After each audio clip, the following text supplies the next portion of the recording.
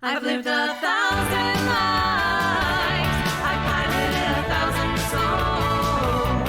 I've killed and fought and died just for another role. This is the Happy Jacks RPG podcast, a roundtable discussion that's a mix of friendship, humor, unbridled enthusiasm, and tabletop RPG topics sent in from around the world. Just for another role.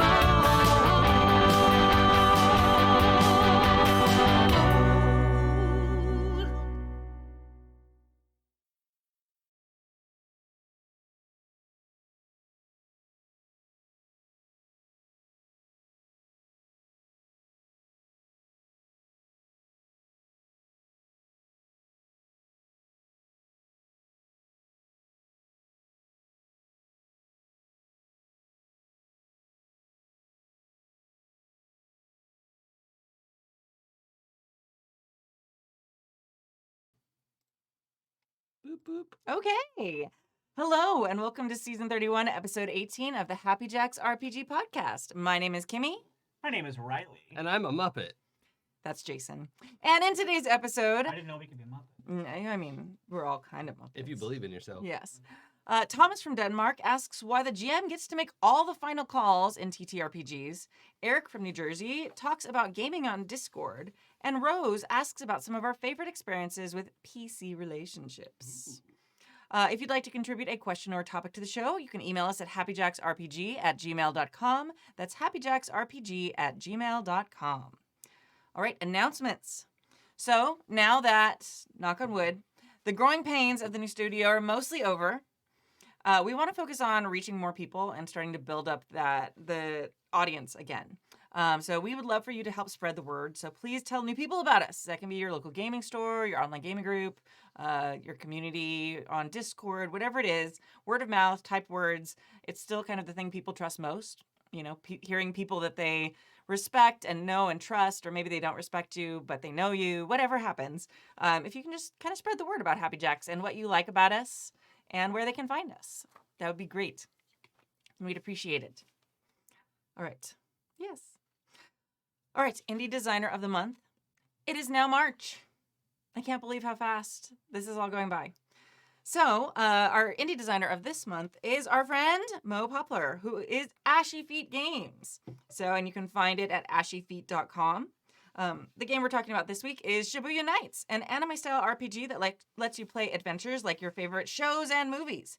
It ships with steampunk, a magical world of Shibuya, where everything works on favors and you raise your reputation level. You gain more influence and power throughout the city as you play. So it's a Forged in the Dark system. It has detailed high-resolution maps that you get.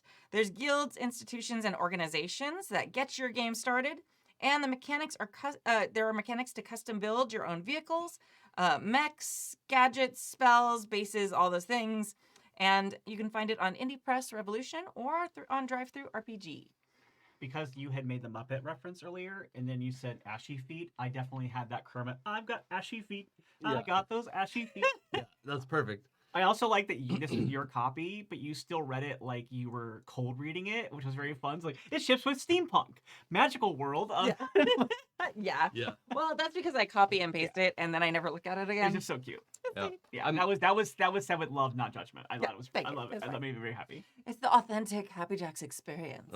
I haven't gotten to play this yet, but like anything that has vehicles / mecha / ship building, you know, like all that shit. It's just catnip for me. Yeah. If I were a cat, like a cat, how cats feel, you get it. I don't like that. Sorry. All right. Well, there goes half our viewership. Well, I mean, it's not my fault. I'm very allergic to them, so I can't actually get to know cats because I stop breathing. Yep, I'm allergic to. I think they're cute though. Yeah, I mean, from far away, they're charming.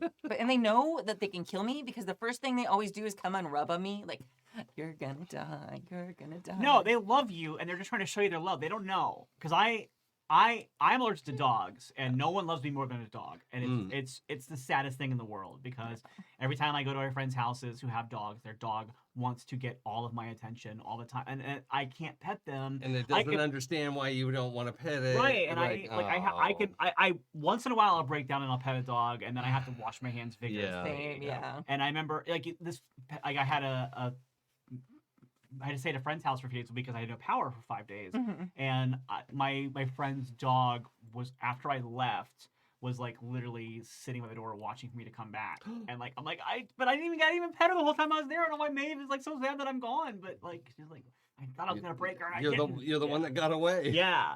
But, yeah, cats are sweeter than people think they are, and if a cat is rubbing up against you, that means that cat likes you because cats do not approach you if they don't absolutely want to. Aw. Valid. Yeah. Well, then cats really like me, and I have to be indifferent. I'm sorry. They typically have no fucks to give, and if they're giving a fuck, then that's notable. Yeah. It's probably because I don't smell like any other cats, and they're like, Maybe. hey, you're neutral. You can be mine. Yeah. Oh, also, I don't think this is true for dogs. Cats have a gland in their like whiskers section that is like they're marking you without peeing on you, which is, thumbs up. Yeah, much better. Preferable. Actually. Yeah. Yeah. I don't like being peed on.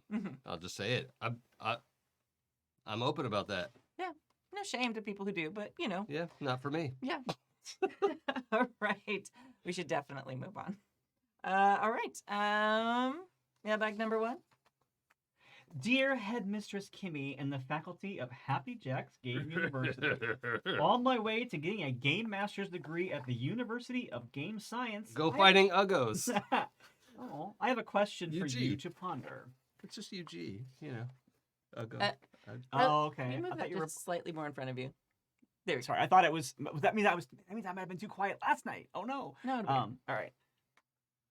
When asking members of the after-school gaming club I run about what makes a good RPG player, they had a lot of great perspectives. One of them was about how role-playing games often has a rule saying that the game master has the final word. I could not go so far as say that it actually was so in all RPGs, but it's definitely how I have learned to play the game as well. But why is it so? The game is about shared experiences, shared storytelling. Why should the game master have a dictatorial right about the rules of the game? Sure, it makes sense to have this rule in place during, for example, a combat encounter where there is discussion about the grappling rules. The game master makes a call, the game moves on. But what about situations such as these? One player knows the rules better than the game master. The game master makes a wrong call, the player wants to correct it, but the game master has the final call and holds to her ruling? This seems like a personal argument that's been spinning over to email. I'm just going to say that right now. That's fair. 2, That's what emails are for. the game master doesn't like a particular rule. Say the grappling rules seem overly complicated and changes them. The players might not agree or perhaps have taken feats, talents, / whatever that are now useless due to the changes of rules, especially upsetting for the players of the sumo wrestler in the party. This seems real personal and real specific. 3, the players, at least the majority of them, don't like how a particular rule works and have talked about a solution they find fair. The game master doesn't like the change and again has the final word. Other examples were mentioned, but these 3 might set the ball rolling. And are completely non-specific. Yep. Why do you think Catherine is wrong? Wait, what? No, sorry. Yeah. And Why why do you- is she dumb and ugly? Yeah. And why won't she date me? What? No. What do you think about the traditional and often dictated by the rule themselves view of the game master having the final word about the rules of the game? Pros and cons, dilemmas that you have found yourselves, and advice on how to handle situations as mentioned. Best regards, Spielmaster Thomas from Denmark. All right. Cheers. Yeah. Yeah. Correct. Okay. Actually, that was good. That actually, my fingers actually did like a cool crack, like it meant to be. It was impressive. Yeah, it was Yeah. good. Usually they don't do that. Yeah. It wasn't really right. It was Yeah. like you were establishing dominance right Yeah. at the beginning of this conversation. Like I guess Kimmy's now the game master, so any Yeah. rules that are set during this conversation. Agreed. Yeah. I think the ultimate, like I think there are systems that don't do it this way. Yes. And I do think that this is the kind of thing that should be discussed and agreed upon by everybody at the session 0 so that you're all comfortable with it. However, I think the reason why it comes down to the game master most of the time is because the game master is the one running the game and setting the world and creating the scenarios. And so I do think that because they're the person who is being tasked by controlling the whole game.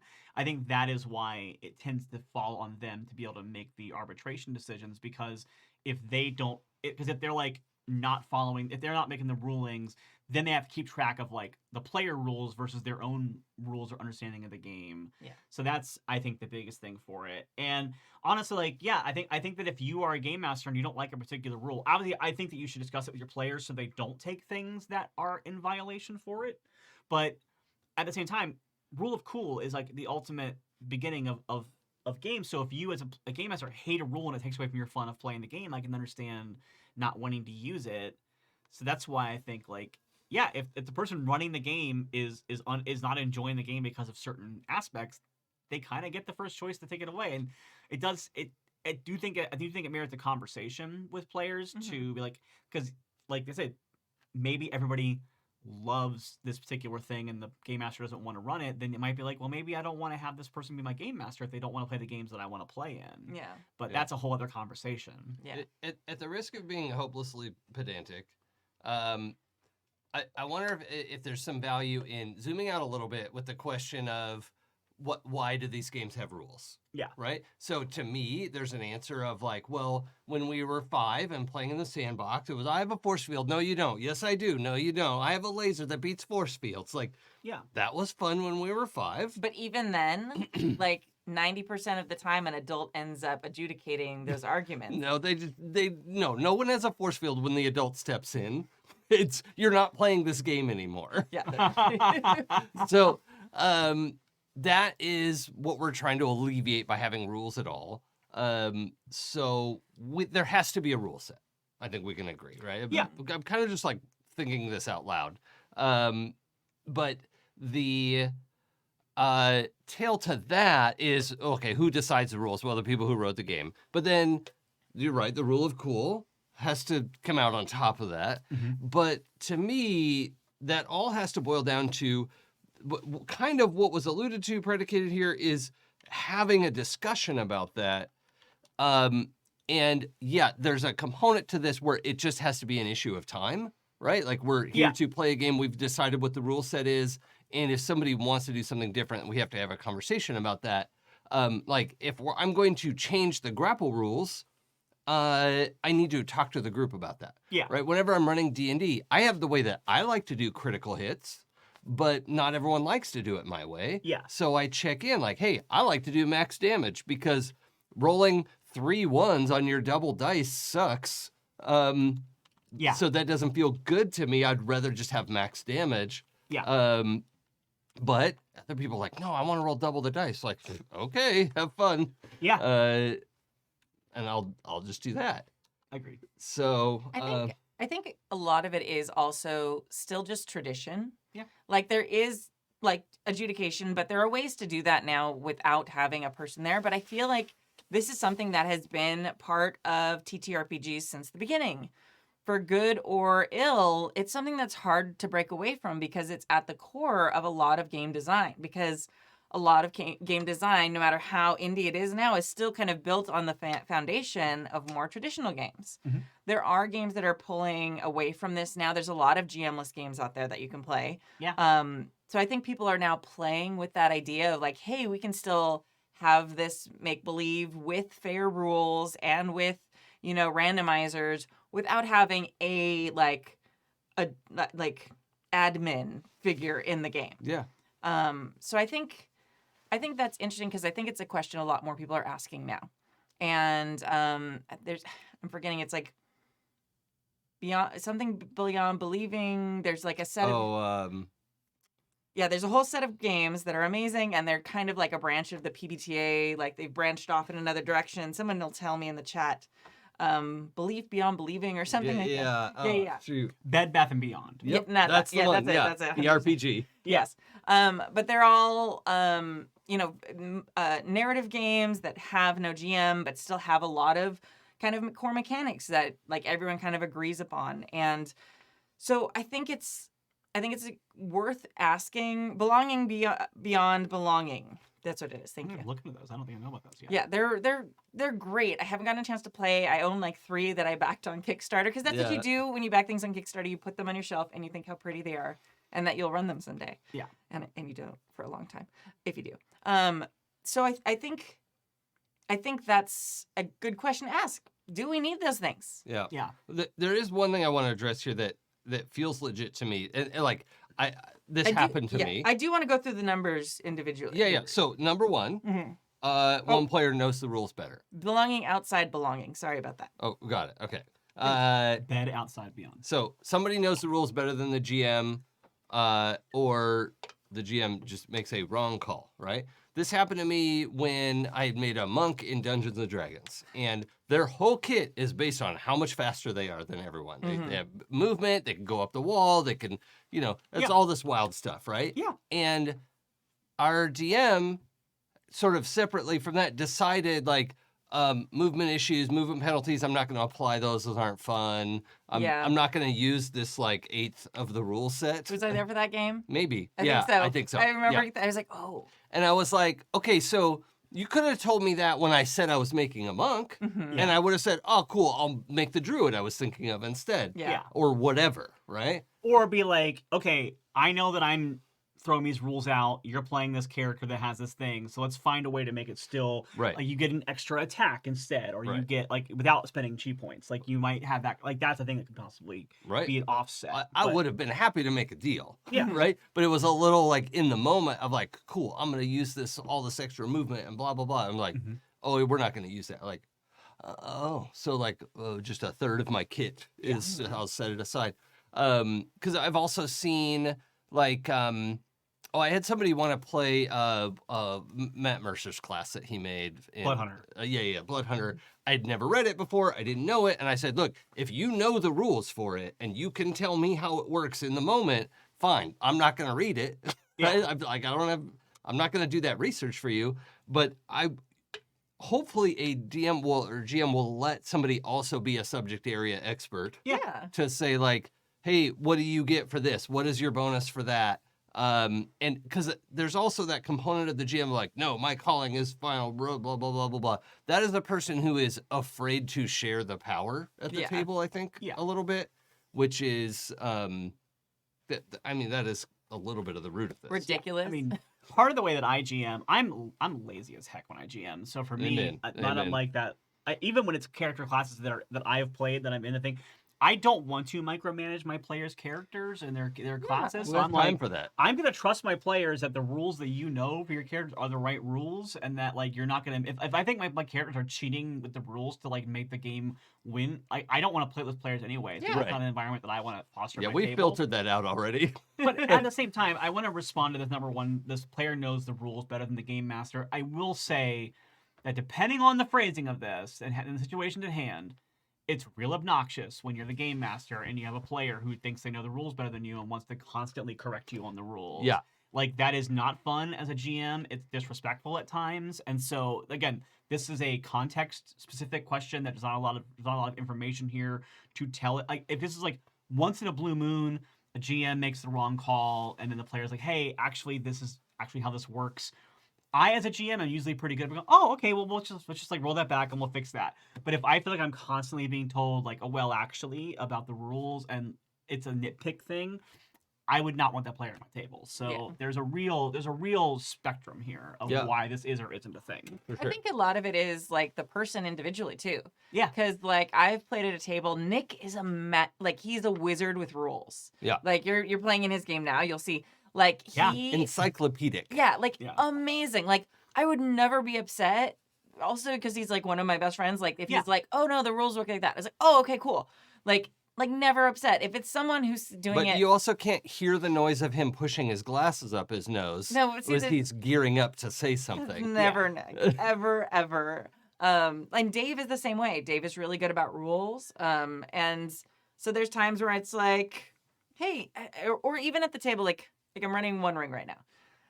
There's a lot of rules in that game. So it's like once in a while, I just hit like the brain fart where you're like, hey, we did this like 4 weeks ago. Does anybody remember how this went? Yeah. And like we all kind of chime in and we do it together. Yeah. And so I think there's a point of, and I think that's one of the things that's starting to kind of break down and probably has been broken down with good gaming groups for a long time. Like this, GM behind the screen that has to be in control of every aspect of their world and stuff like that. And it's kind of like a facade that's been built up for so long. And while I see why at some point it would be helpful, why it's dramatic and kind of cool, and why there's still like a lot of people who kind of go for that, even on like streaming and stuff like that. There's also, I don't think that's the truth to most games nowadays. Yeah. That made me think of something. Now, first of all, as we all know, I have a reputation of somebody who knows the rules of the game inside and out and abides I've by heard them. that about you. And, really, like, I want to make sure we follow all the rules of the game all the time. I'm sorry. Right? I tried to keep a straight face through. I don't even bother anymore. I think I played the game with you. We forgot which game we were playing halfway through it. That could be. When I guessed it on that. But I did. You just made me think, Kimmy, when you were saying like, oh, the stodgy old game master behind the game screen, and what that reminded me of though was the times where I was that game master, and I had moved heaven and earth to get this fucking gaming group together, and all here on the same night doing the thing. Nobody else had put as much effort in as me. Yeah. And I had prepped a story. I was running fucking Shadowrun. And, whatever it was, like, I had done a lot of fucking work to make that game happen. Yeah. And if somebody was going to come in and be like, that's not actually how that works, like, you know what? You can run your own fucking campaign. Yeah. I'm changing this rule. That's what I was saying earlier. I think there is a degree of, in my opinion, if it's a GM'd game, so we're not talking about belonging beyond belief or whatever, belonging outside belonging.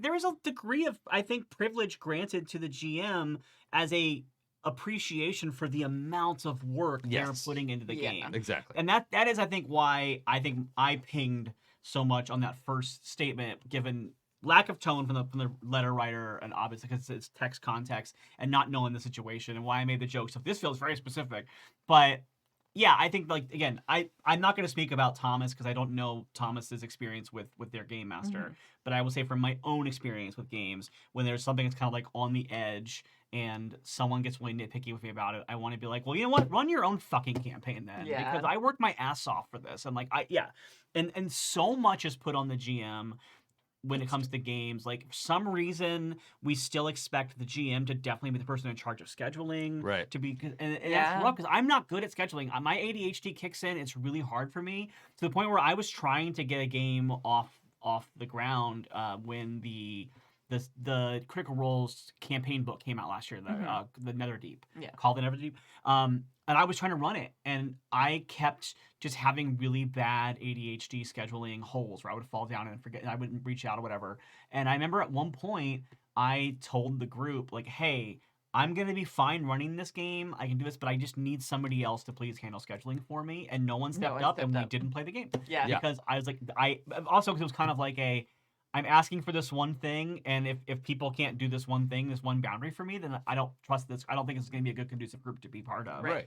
But that is like a thing. So there's so many things that we expect the GM to do in charge of the game, that just let them have their fucking ruling once in a while. Seriously. Let them have something. Yeah. I totally get that. And it does. It like frustrates you when you are working so hard, because it's a lot of pressure too, because you're kind of responsible for everybody's fun. Yeah. Like, in addition you to shouldn't scheduling. be, No. in that You feel that format. way. Yeah. You feel that way. Yeah. Even if other people don't feel that way at your table, like, you put that on yourself a lot. Right. Not you, but like you as everyone. Yeah. Me too. Yeah, I'll say me specifically. Yeah. Also me. And you're there. And there's even more, like, when you're being like streaming it and people are watching, and you're like, oh, great. An audience to see every time I screw up. How delightful. Well, and you already have, not this channel so much, but other channels, you definitely have people who need to chime in the chat when you got the rules wrong. And like, well, actually, this is how this is supposed to go. And sometimes you're like, yeah, sorry, I was doing a thing for TV, basically, and I maybe skipped over a couple rules to make the story go faster, especially into a 2-hour space. And so when you already have a chat that's doing that, you don't need players at your table also doing it.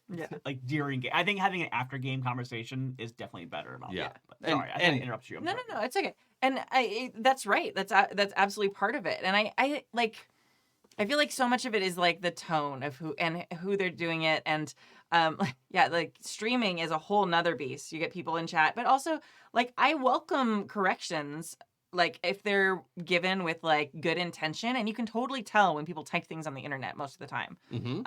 Like Erica Odd is amazing.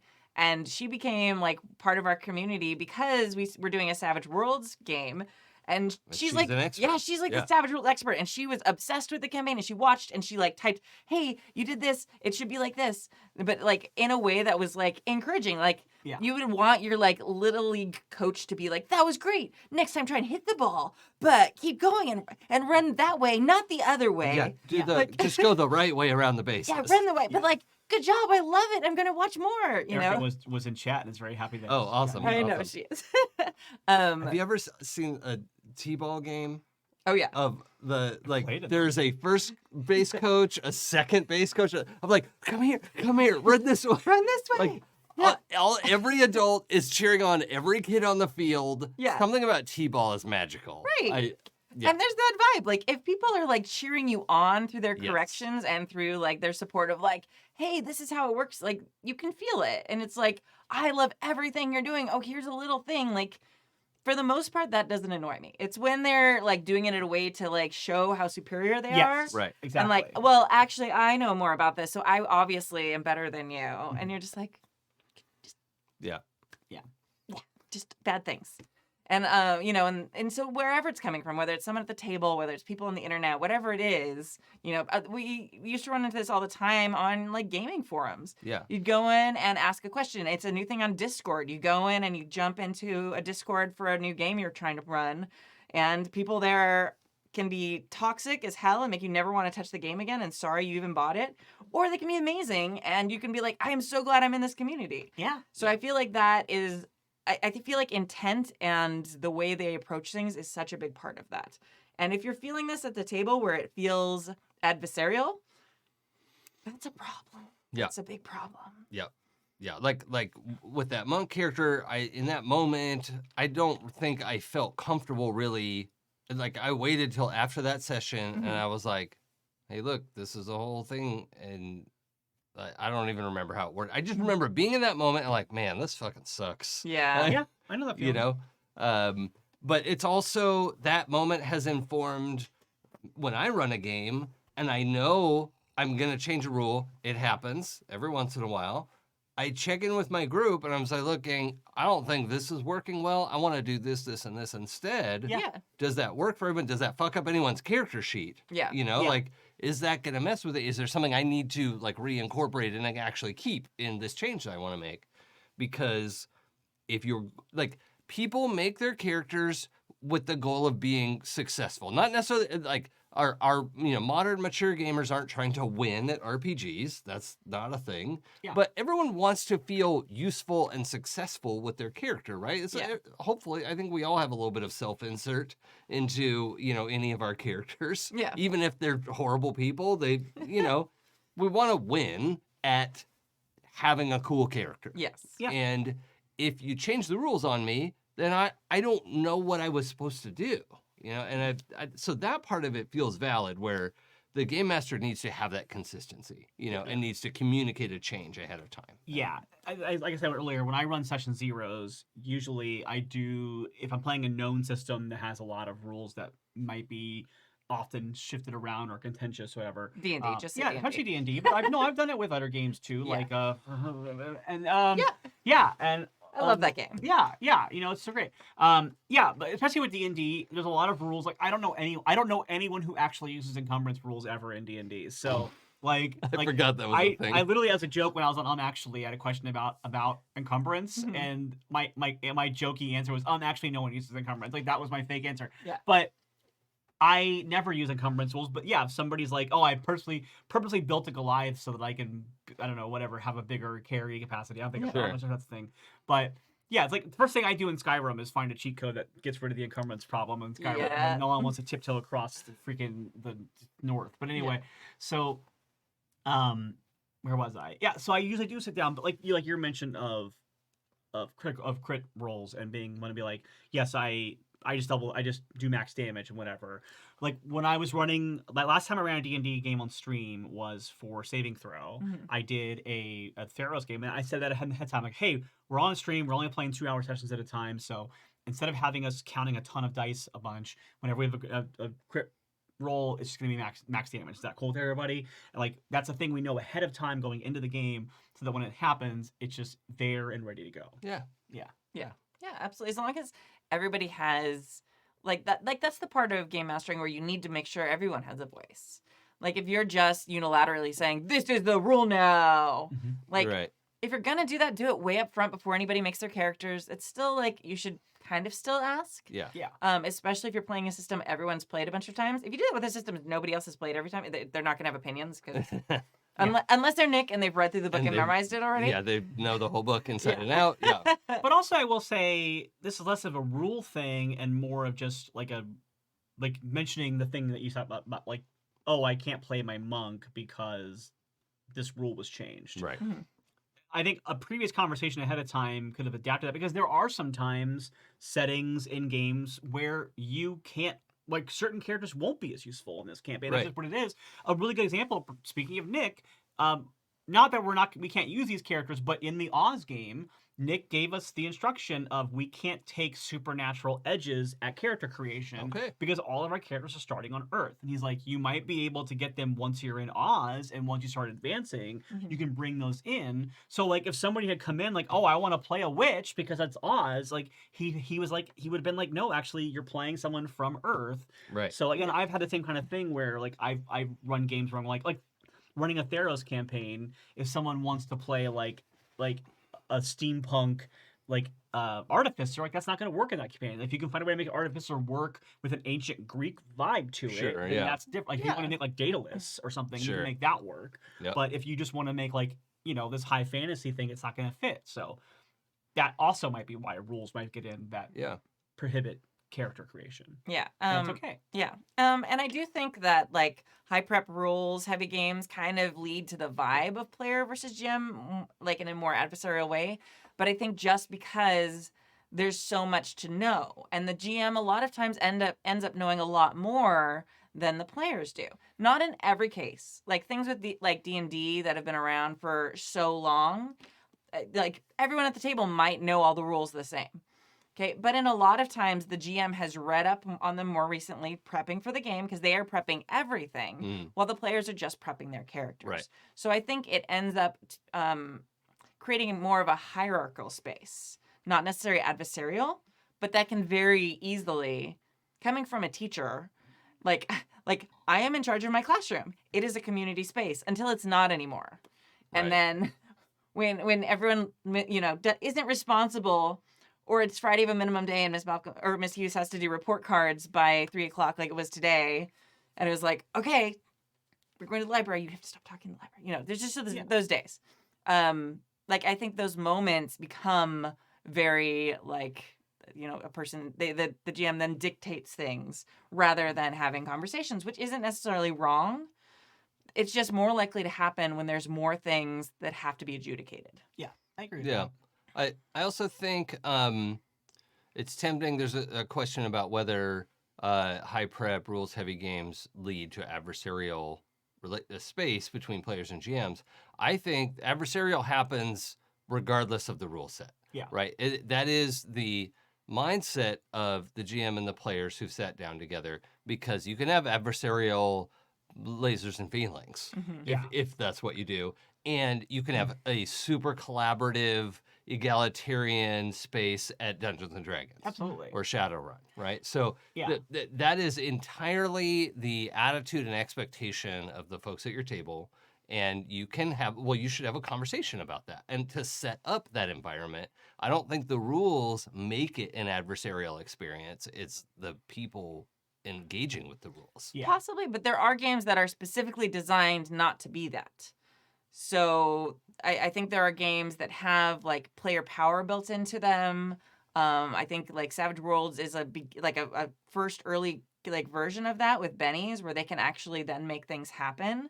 So they start having mechanics where players start to have moments where they can adjudicate things. Yes, but I will say from the GM point of view with that kind of setting, because I've run a lot of the Doctor Who RPG, which has a similar Benny thing, which is story points. Yeah. And you can actually like spend story points for things.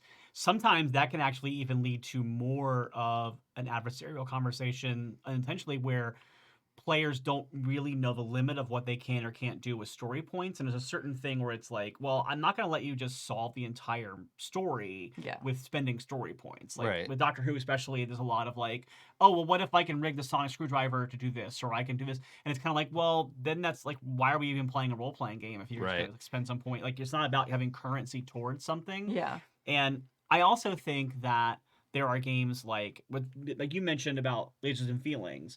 I think a really good example is when we were playing Kids on Brooms, there wasn't always a clear-cut description of... one thing I'm frustrated by with that system is the magic system is so open-ended that sometimes as a player, you're not really sure how to do a certain spell. And like when we were doing Hexbreakers, Emily luckily was just so chill that she'd be like, well, what do you think you should roll for this? And if you said an answer, she would go, that sounds great, roll that. Yeah. But you might have had a GM in another game who might be like, no, this is what you're trying to do, and this is what this rule, and like that might have been, because there's not a clear-cut definition in the rules of this is what it is, you really could get into a back and forth. And that's a pretty rules-light system, which is what leads to the possibility for debate sometimes. Yeah, but, absolutely. you know, in the defense of a game like Shadowrun, the flamethrower spell is very clearly laid out. It has a range, it has a damage, it has a fan-out ability. Like, it is really clear what it can and can't do from the position that you're in, and how much drain you're going to take, and there's just no ambiguity in what's going to happen there. So that, you know, I don't think that has to be adversarial in nature, if only because, oh, hey, these rules are super clear and laid out, and I know what to do in this situation. There's nothing to argue about. Well, that's also what in the player one, I mean, the first question is like, the rules are super laid out, but the person made a ruling that's not exactly right for the rules. And that's why it's like, well, why does the GM get to decide that they're changing that rule when it's printed that way? Yeah.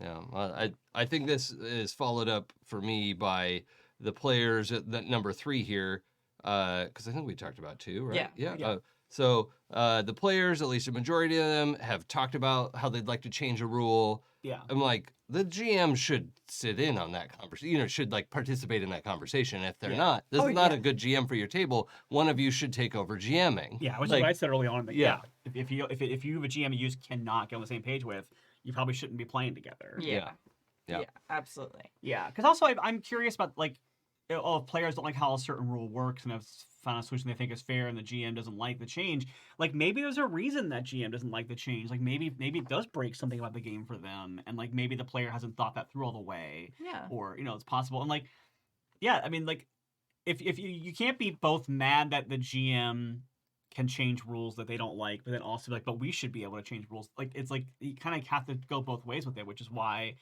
again, I think it comes down to having a conversation ahead of the game or to have it. And like, yeah, sometimes you're going to have rulings that you don't agree with. And the question is, can you continue to play a game if there's a rule that you don't always find to be like in your personal favor? Right.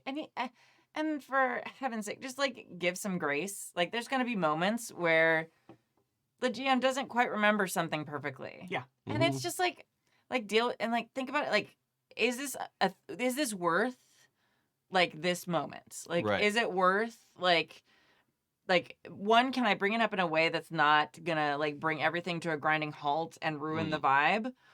And is it worth walking out of my house and never talking to Jason again after a ruling on hopefully a not particular that. move? But would it be worth an uncomfortable conversation and us both having to have a drink later and get over it? Like, that's more hopefully the vibe of it. If it's to the point where you're like someone's gonna walk out, then yeah, you should just leave anyway.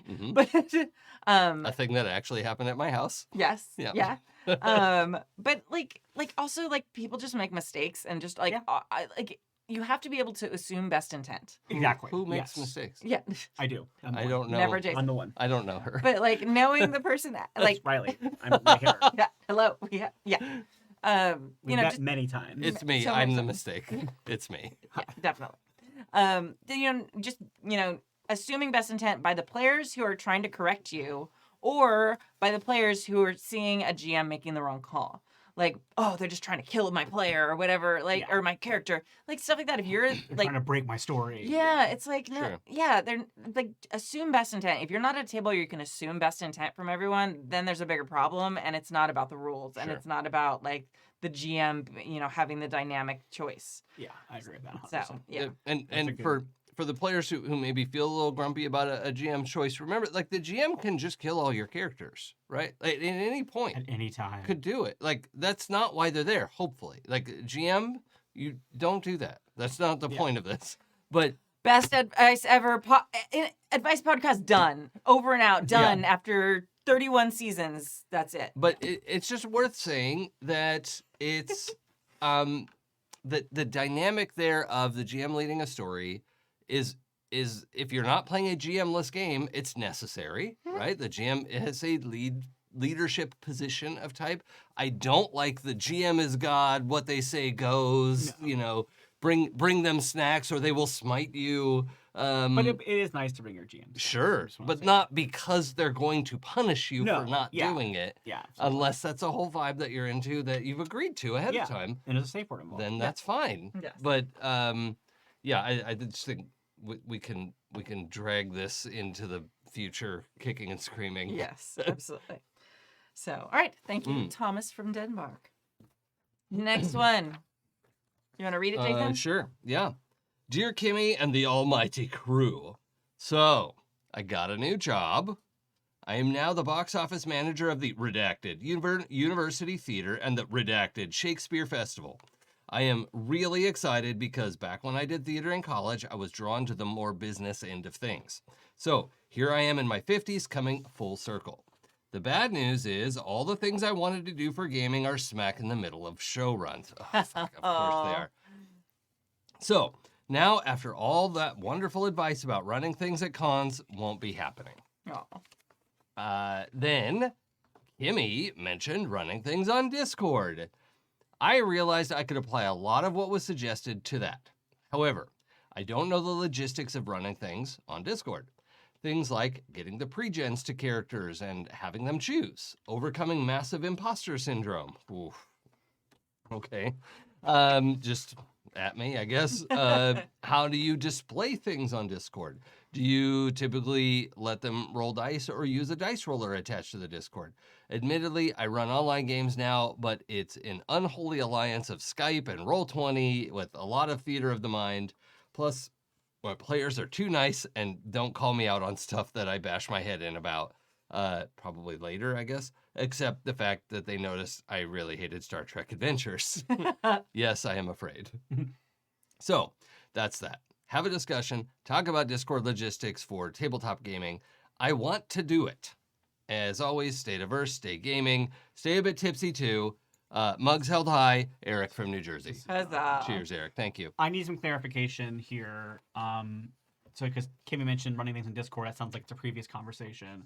Are we talking about running things like through a video server on Discord? Or talking about running chat-based, like text-based role-playing games? Video, I think, is the assumption. Well, and both. And the conversation before is like how to find people. Okay. So we talked about you can find people on Discord. You can play through Discord too.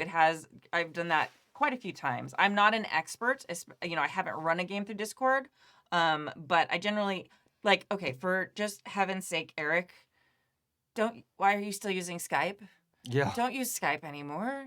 Move on, friend. Come play with Move us. on. Look, the Happy Jacks Discord has games popping up all the time. Yes. And not to mention JackerCon, but even just like casual games pop up all the time. Yeah. Play in some games. Yeah. That's my biggest advice to you. Yeah, basically what you do, you just download Discord if you haven't.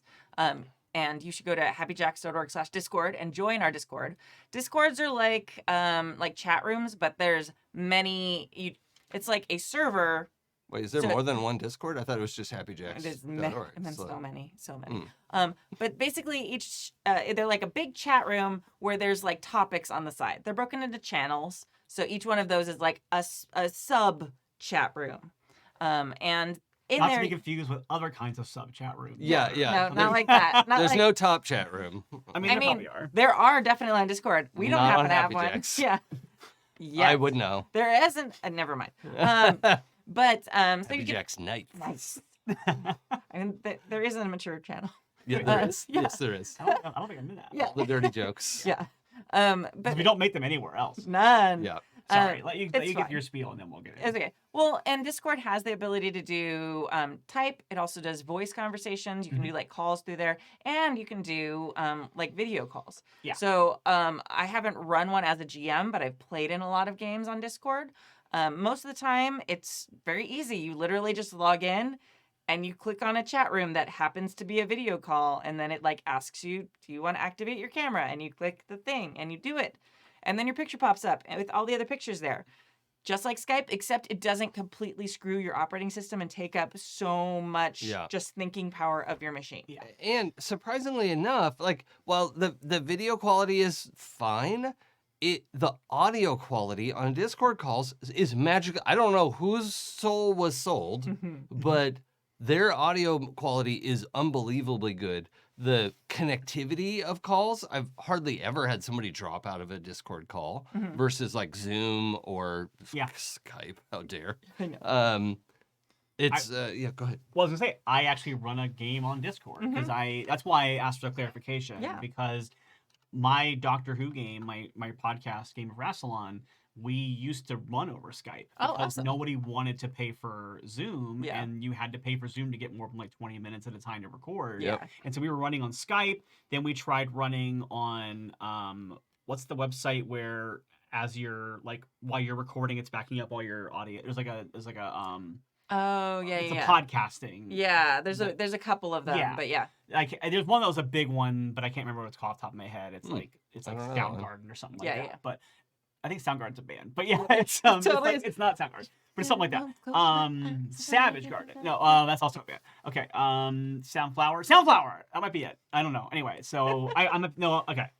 Anyway, we eventually started using Discord, and so Erica mentioned OBS. I have an older Mac. Wait, okay. OBS will mess up my system. Yeah, So we started using Discord, and I have loved it. And like you said, the audio quality, we still record remotely because we're going to have people editing our stuff to put out for a podcast. Imagine. But for Discord, we also run, we have an app called Craig that just records all the audio in Discord. And the only problem with using that as our just main recording is it doesn't give us any channels of Separate audio. channels to audio. So it's you all can't mixed as split it one long out. thing. Okay. But if So- you're not making a podcast, Yeah. that doesn't matter Right, at all. so if you're playing. But I'll say, we don't typically use the in-app dice, although it is very easy if you do use the dice roller in Discord. You can type in dice rolling if you want to.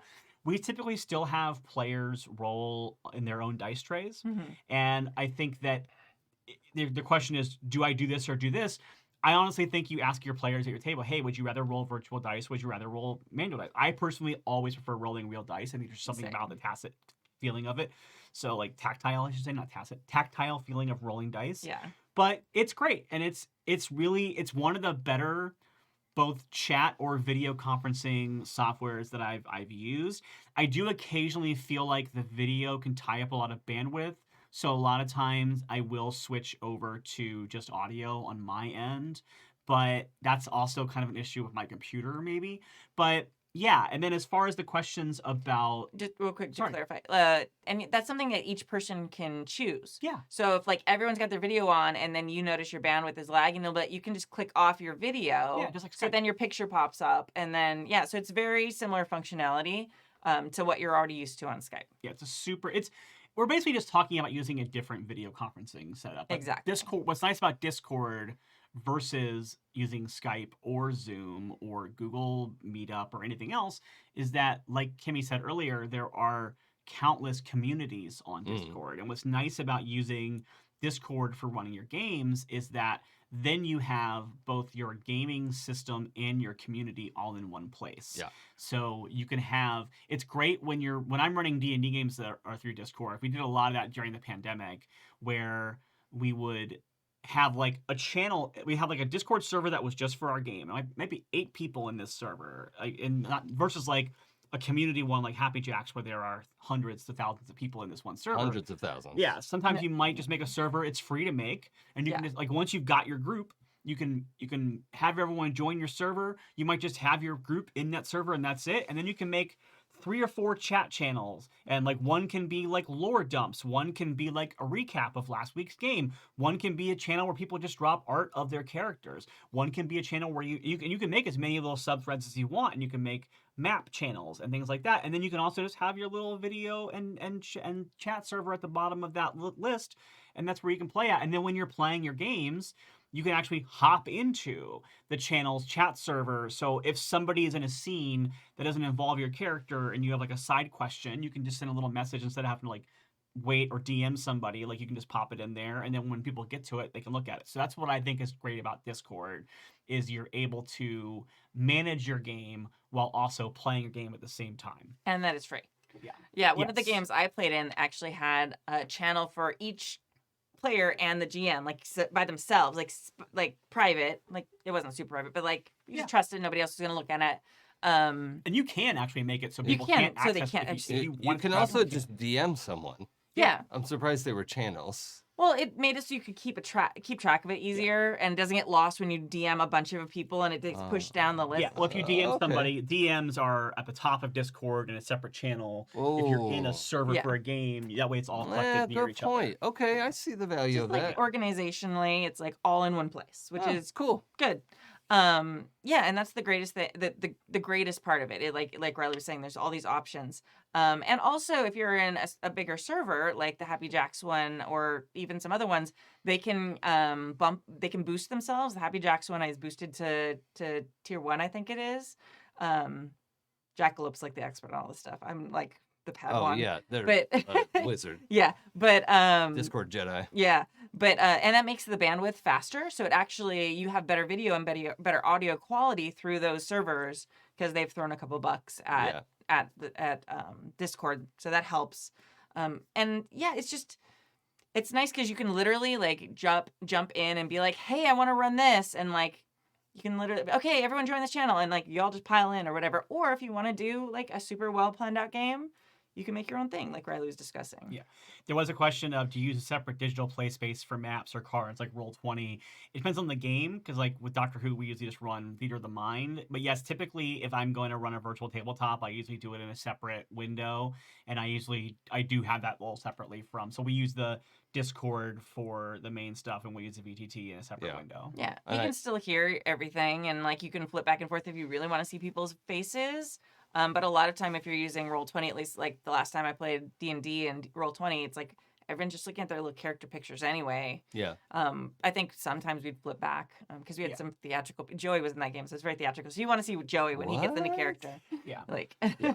But yeah, like it's even Eric in this email says that they run Skype and Roll20 with a lot of Theater of the Mind. So what you're basically doing is replacing Skype with Discord, and by doing so, you're getting the ability to have channels that you can access and and it would probably be better for your operating system would be much less bogged down. I really want to reiterate that we're saying, oh, the best part is this, channel or thing. Like from a technical point of view, the compression rates, the throughput, the connectivity on Discord is vastly superior. My weekly stream that I do with our mutual friend Sam DeLev, we stream. I love Sam. They send their face and their screen to my PC over Discord, which I then feed into my OBS. And all of that bandwidth, I have an average bandwidth at my house. I have a good PC, but my bandwidth is average. It's good to average. And Discord manages all of that. They never drop out. I don't have weird connectivity things like I did with Zoom sometimes. And just the reliability of that. I'm now a Discord salesperson, apparently. It's honestly wild how much good stuff you get out of Discord for free. Yeah, that's exactly it. And then I ended up paying the like $5 a month thing, and boom, our video quality shot through the roof. Yeah. It's so good, it looks like they're in the room with me. Plus, then you can take your emotes to any server you're on. Yes. So I can use my little Wonder Woman emote and everything. Yes. I gotta upgrade to an exact reason, because I have a friend who has access to all these cool queer emotes, and I can't use any of them, like little hearts that are pride flags and stuff, and I want them so badly. Yeah. For some reason, the only emotes that I can take to other channels are like, I have like 3 or 4 saving throw emotes that I can use. I don't know why those ones particularly, it's just weird, because not all their ones, and not other ones that I'm in. Yeah. I like having our good news one People are like, "What is that?" Like, It's a little newspaper. Good news. Yeah. Yeah, we have a bunch of good ones at Happy Jacks. I have to steal some of them for our Twitch. Every But- time I see the good news one, I hear Farnsworth in my head going, "Good news, everyone!" it comes in a suppository. pretty close. Yeah. And like we're sort of organizing it now. Like it hasn't been like official. We haven't launched it, but the community on like sort of herded by me, but not like necessarily instigated by me, is starting what we're gonna call Happy Jacks Game Days, DAZE, where like every other month we do like, okay, anyone who wants to run a game for the community, go ahead and run it on this Saturday, the second Saturday or whatever. And we're gonna do it like every other month. Yeah. And it's gonna be super chill and relaxed. And we'll still have our big like weekend full con later in the year, like end of summer usually. That's when JackerCon is, which is our fan run online convention. But this is just something to kind of get people organized because so many people want to run games. So many people are talking about all these cool different games they want to run, and it's just a matter of like everybody's schedules being wild. So if we're all know to like plan, okay, every other month, the second Saturday or the third Saturday or whatever it is, like we can all start like planning for it. So that actually is a thing that just started getting planned like last night. I'm very excited about that. I will say too, in general with Discord, I resisted it for a long time because I had so many other things. I was in Slacks, I was on social media. I will say, as more and more social media sites have just shit the bed, there is something I've really started to love Discord, and because I'm in enough channels now. Like I know we all kind of like, oh, there's so many channels, but I'm starting to get that. It's not quite the same as the way that on Facebook. So the appeal for Facebook for me always was that I liked having that main feed that would filter in what was happening in my groups. Like groups used to be how I organized role playing game stuff. And it's not quite that good on Rip Discord. G Plus, real quick, just rest in peace, G Plus. We loved you. Yeah. Did we? All right. I did. I think did we? All right. You might have. Okay. It had some good spaces to use. It was really amazing. I didn't get to use it very. I never found a community on there, so I would say that I didn't get to That's a use it. shame. I thought it was a good setup, but I never got a good community with it. But anyway, with Discord, I have started to. It's not what I wanted. I wanted that homepage with the scrolling through, but now that I've been on Discord long enough, it is kind of nice because what you can do is you can go into the channels that you are active in, and then like if there are subthreads that you know you're never really going to check on a regular basis, you can mute those as far as notifications are concerned, so that when you're looking at the channels you like, they'll pop up and glow when there are new things set in there, and you can go look at them.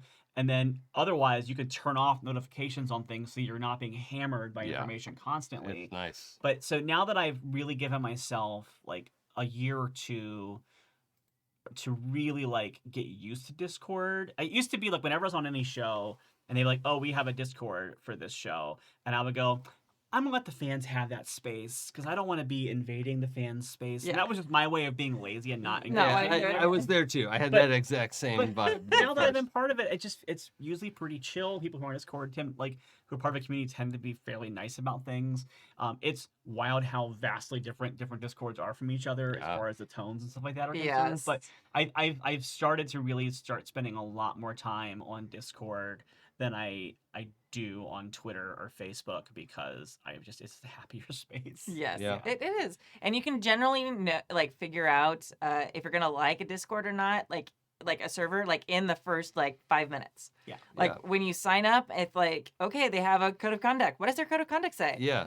Oh, nothing about. Okay, go in carefully. Yeah. Yeah. Oh, nope, bail out. But if there's a good code of conduct, a DEIJ statement, like if there's something in there that says like, oh, hey, we're decent human beings, so we give a fuck about other human beings. Like, oh, okay, cool. I'll give this a minute and see how it goes and see if it's enforced, you know? It is funny seeing people talk about playing forum games and playing games on AIM and stuff like that. Yep. Because I haven't yet played a game on Discord in text form. But if I end up going full circle back to playing role-playing games in like AOL type chat rooms, it's going to be hilarious. Where are my mushers at? We got any mushers in chat tonight? Right. Hey, I was there. Yeah, because that's how I played most of my old White Wolf games back in the 90s Yeah. with AOL chat rooms. Yeah. Like, I had a couple in-person TTRPGs, but for the most part, I played a lot of online World of Darkness and AOL chat rooms. Yeah, I've done play by post on Yeah. in Discord, and it works really well because of the same thing we were talking about earlier, where you can split things up. Yeah. Oh, in Discord, yes. Play by post Oh. on web forums was a nightmare. No, I did that Yeah, too. I hated it. And it was Yeah. not great. And especially when you were trying to have a conversation with someone else and it was all in one like Ugh. thread, and you'd like Ugh. and you had to like Oh, reply yes, and then yes. read through others, and then but remember when you would like the italics was like your actions, and then like Yes. yes, I still Yeah. to this day do like the colons, like Yeah, when describing same an thing. action. Yep. Yeah.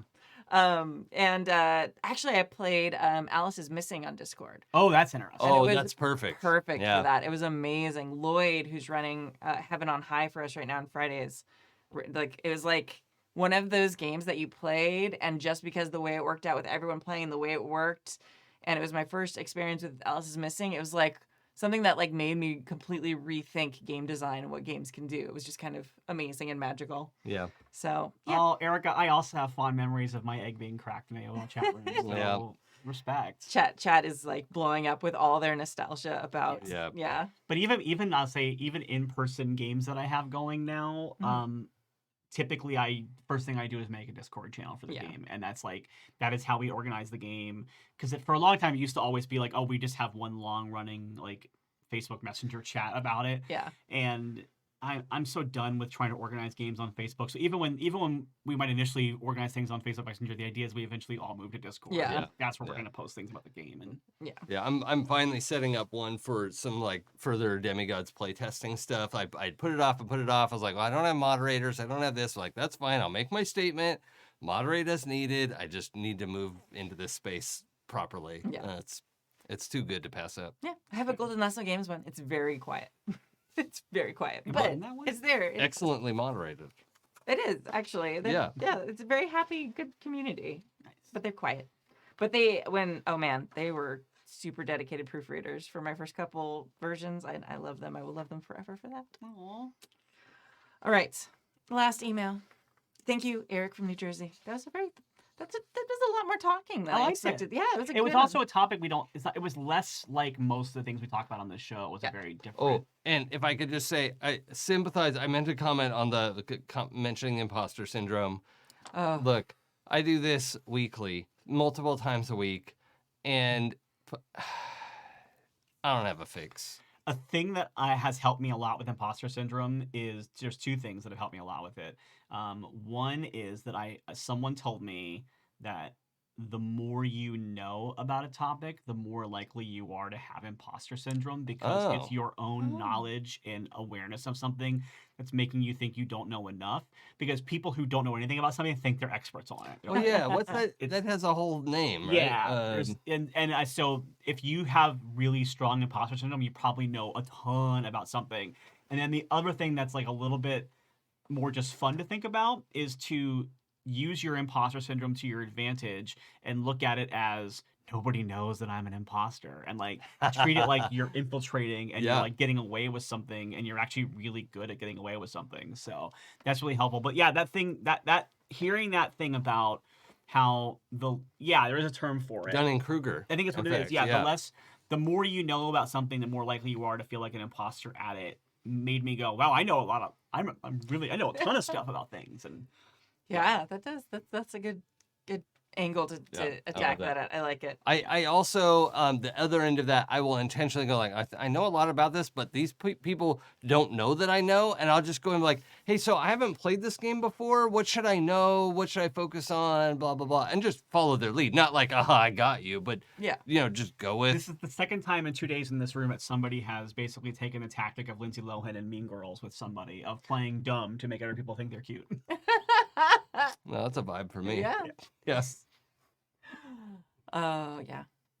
I just grit and like push through it. I don't have like a strategy. I'm sorry, I can't help you. I just am like, all right, fuck it, let's go. But also, if you have access to therapy resources, that's highly recommended. I can just see like me showing up with my therapist and like, so they know I game, and I'm just like, So I'm running a game and I feel like I'm going to be terrible at it because this rule and I'm not sure about these rules and the grappling and blah, blah, blah. And they're just like, You'd be. I like the idea that you would tell your therapist that you're an imposter in the gaming world when you literally have a gaming studio in your don't know. that you own. but I still You have get your the feeling. own a gaming successful studio. gaming product you and own a gaming channel. company. You have and- two separate yes. gaming discords. Right. But I still, every Monday night, have like a mini panic attack before I run the One Ring because I'm a charlatan and I'm just like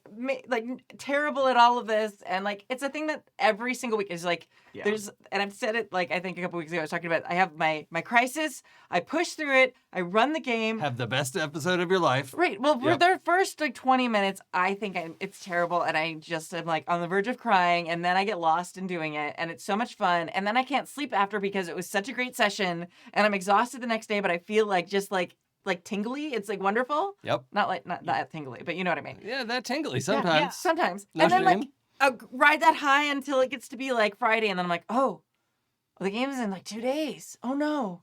Oh, I'm so bad at this. And it's just like this thing every week. No, the only thing you're bad at is remembering how good you are at it. I think what it is this is the thing that I learned a lot when I was doing stand up when I was first starting out, like in like the early 2000s. Like I would always think that I was terrible and I would get so anxious before every show, and then I would go on stage and have a great show because I was really good at it. But no, I remember my friend was saying like you're interpreting your own nerves about the situation as your inadequacy, but it's like it's easier to look at it and go, oh no, I'm not bad, I'm just excited and anxious about this thing I'm doing in a good way. And if you can like learn to just like recognize that that's what that energy is and not put a negative spin on it. Yeah. Like it is good that you have that kind of like manic energy going into the game because that's part of what fuels you through it. Yeah. Right. But it's like, so you don't want to lose that energy. You just want to stop letting the energy make you think that you're worse at it than you actually are. Oh, that's amazing. You don't want to get rid of the butterflies. You want to get them to fly in formation. Yes, Yeah. exactly. I'm usually good at hurting things, but we'll see. I'll try hurting butterflies. Yeah, because you don't want to go into a Hurting? game not Hurting. passionate about it or excited about it. You don't want to go in a game like, I guess we're going to do this game now. Let's do it. No, fuck it, That's not whatever. fun for nobody. Whatever. Yeah. Yeah. I've been in those games too. Yeah. Ready, Kai? Go speak Elvish. Go. All right. All right. Speak friend or whatever, I guess. All right. Mailbag number 3. Hey, Kimmy and the intrepid crew of the good ship Happy Jacks. Your pal Rose here with another email. Rose, I love you you. shouldn't have. Gonna keep this short and sweet. What are some of your favorite character relationships that you've been part of or witnessed in RPGs? These do not need to be romantic relationships. They can be friendships, family dynamics, or even rivalries you've seen between characters at the table. But they should be romantic. Some of my favorites include 1. When Kurt, DT Pints, and Emily, Stork's daughter, played teenage sisters in my Masks game. Their bickering made moments they really looked out for each other all the more heartwarming. 2. Holly and Jacob in Heaven on High. Their shared struggles controlling their violent impulses have been really fun to play out. When Jacob visited Holly in the hospital, I teared up a little, not gonna lie. Until I darken your doorstep again, yours always, Rose. P.S. This space intentionally left blank. I am sad to notice that none of my characters were mentioned here. Me too. Um, I think that they were, like, Rose was talking about ones that she's been involved in, either as the GM or playing. I played in that game. Oh, sorry. Oops. Well, no further questions, Your Honor. Yeah. This is awkward now because I agree with Rose. So, I mean, I would be remiss if I didn't talk about the lovely relationship that Kimmy and I got to role play and was so Hexbreakers fun. because it came out of nowhere and like it came out of bad dice rolls and Kimmy making a choice in role playing that perfectly complemented despite being the exact opposite choice that I made in my role playing, which is that I made the choice of my character was going to go all in on trying to disguise skulking around as being on a date, and Kim made the choice of her character was super into the date, and then it became this relationship that lasted over the course of the season, and it was really cute. So that was really fun. I'm trying to think of non-romantic ones. Mm-hmm. I had a really good non-romantic one in the first Demigods campaign, with Abria's character. Oh yeah. Whose name was? What was her character's name? The Thais. Thais, that's what it was. And like I was the trickster who is like androgynous and like, you know, ace and all these things. And she was like this mother with twins who was also like the mommy blogger influencer and like pretty famous and all these things. And we were just such polar opposites. And it ended up being this like incredible like building trust and friendship as we were in this spindle together. And then like I ended up like taking like I'm not going to spoil the end of the campaign because you should watch it if you haven't or listen to it. But like at the end, like my character ended up taking on a bunch of responsibility and like being family with her, and it was just like this thing. And it was so interesting too because Abria and I didn't really know each other at the time. It was like our first long campaign together. That was wild. And so like for all of us. Yeah, like how much we just went in sync and like kind of tested it out, and then we're like, nope, we trust each other. Let's go for this. Yeah, it was like a really, really fun experience. I don't think any of us realized all 4 players. Like we went to town with like 4 fucking Babe Ruths, and we didn't realize what a stacked table it was. I think having all that like synergy together, perfect table of players. I couldn't have gotten luckier running a game like that. It was amazing. I think that was Abria's first ever like streamed tabletop campaign, and I think her first time not playing D&D. So, yeah. Speaking of Abria, I think that a really interesting one that just popped in my head while you were telling that story, because I was thinking about myself obviously during that. Of course. Is at the old studio, the one shot of Starscape that we ran that you were there and you were there and Abria was there and you and I had the really fun thing that came up where, because I was playing the sentient ship's computer. Oh yeah. And you were playing the suave ship's captain who somewhere along the line you decided that your captain was in love with my computer. Yeah. But then Mike, and you confessed your love to my computer, but then there was the whole thing where my memory got erased, and so you had given this huge confession, and then because I had done the EP, the EMP, and done it, and Abria had decided, speaking of relationships, that her character was a secret antagonist the entire time, and that was really fun because then it became this thing where like her character was actively trying to destroy my character because she saw her as a threat to the fleet.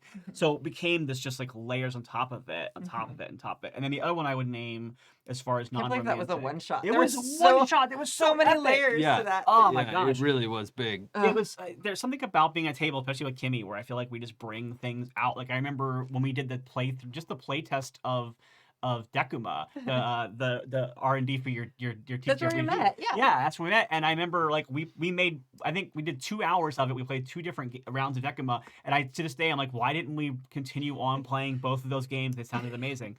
But the other relationship I want to say that's like non-romantic is I will never ever forget the experience of playing Rat Queens, and there was just something about the magic of that entire chaos murder hobo game of just wild batshit craziness and like sisterhood and bonding that I have at that table. It still to me stands out as like one of the most special games I've ever played in my life. And like to this day, I'm like, I have a really deep fondness for all the women at the table because I felt like we went through this amazing story together. And I remember just when we had a character, I won't spoil who in case people go back and watch the archives of that game, which they should. It was so good. Yeah. But we had a character who the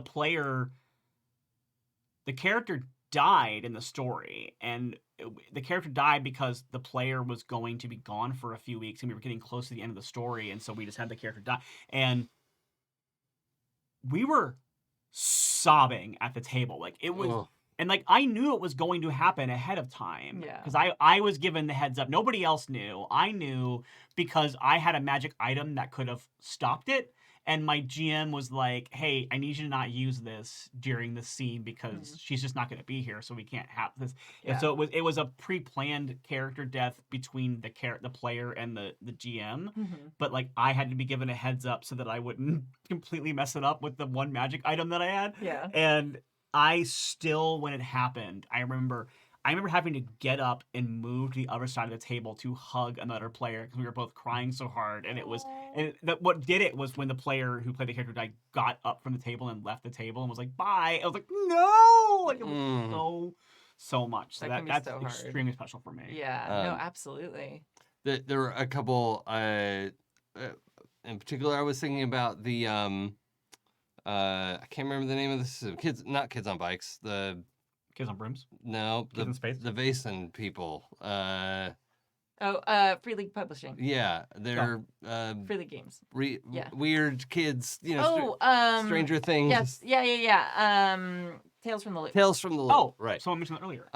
Where I got to play a robot boy Triangles. who didn't know that he was a robot boy. Thought he was a real boy. That's your favorite. Yeah.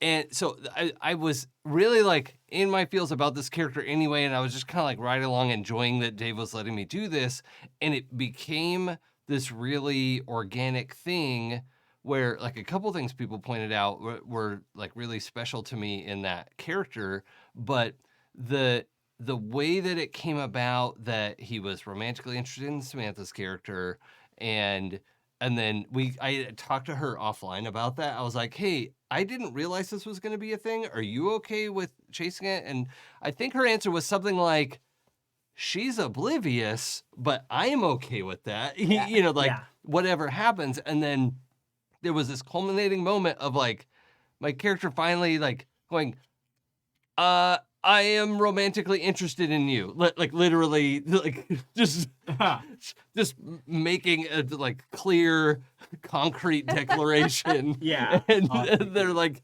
"Oh, me too." Like that was a really special moment to me that I had not gone into looking for, and I am always trying to make them kiss. Yeah. In every game that I run, everything I play in, I'm like, make them kiss.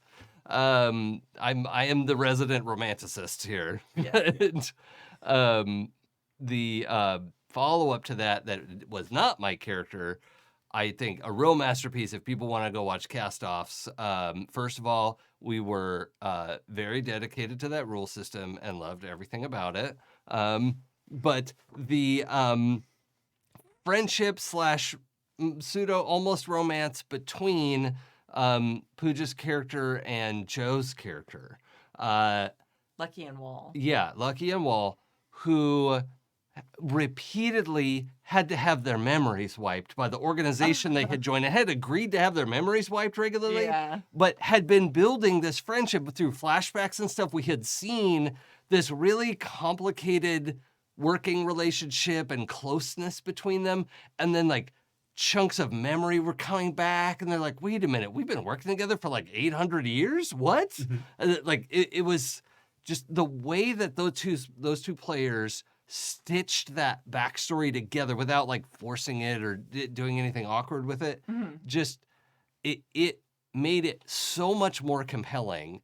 And they never kissed, and I'm dying over here, like just. But I don't know if that would be the ultimate outcome because it was just so effortlessly put together.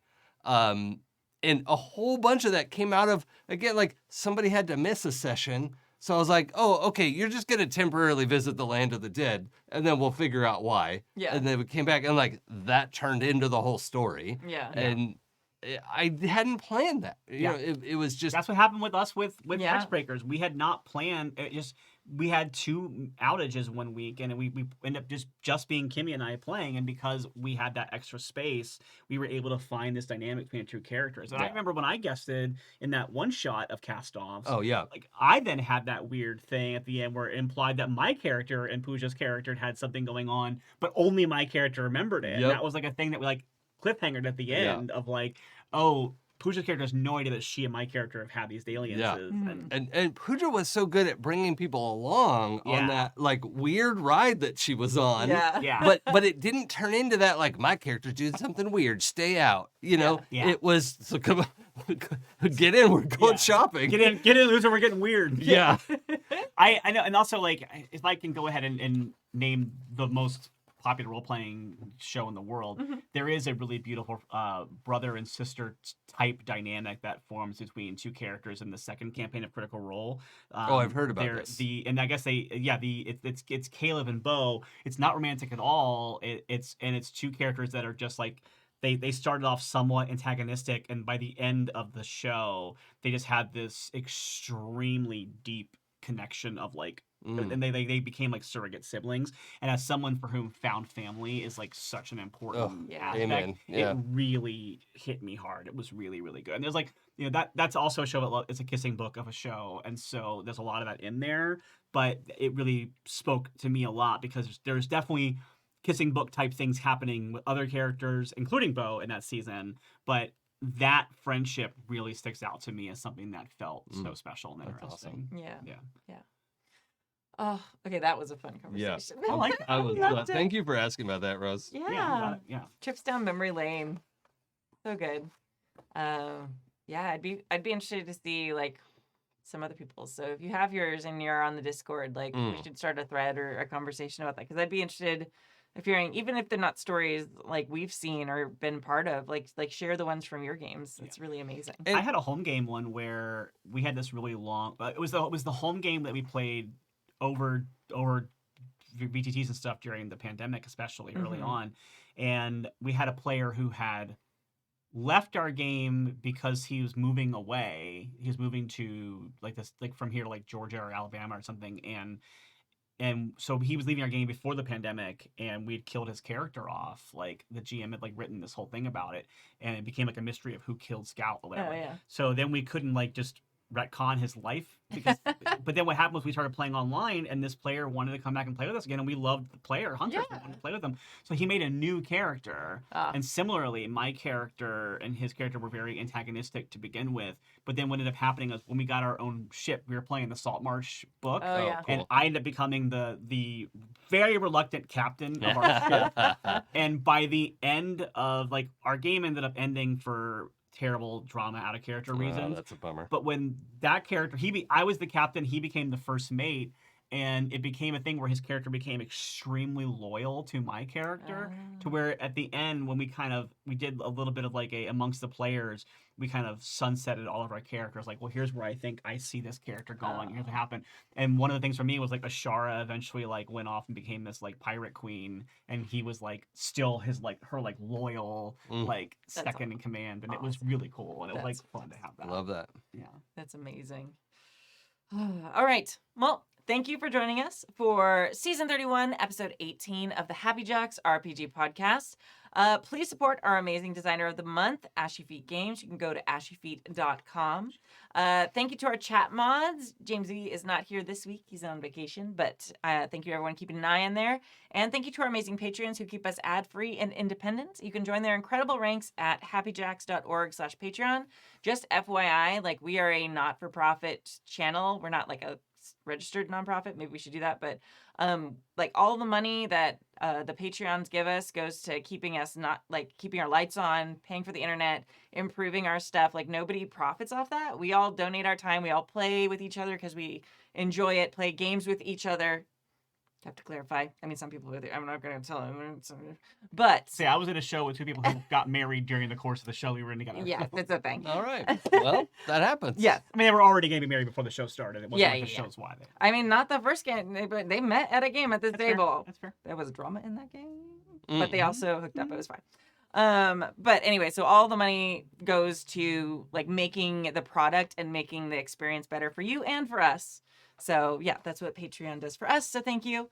My name is Kimmy. My name is Riley. I'm Jason. And today we're going to leave you with a song called Toss a Coin to Your Witcher. It's by the Mary Sues, which are a great trio of nerds who make amazing music. And we'll finally have a rehearsal again after months tomorrow. And you can find their music at marysuesband.com. All right. Thank you very much. And we will see you all next week. Bye. Bye.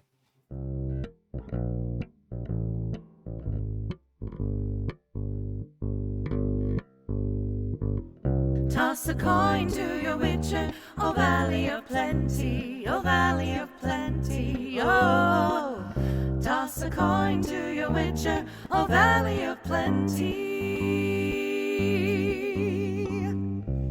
When a humble bard graced to ride along with Geralt of Rivia, along came this song. When the White Wolf fought Silver-tongued devil, his army of elves at his feet they did revel.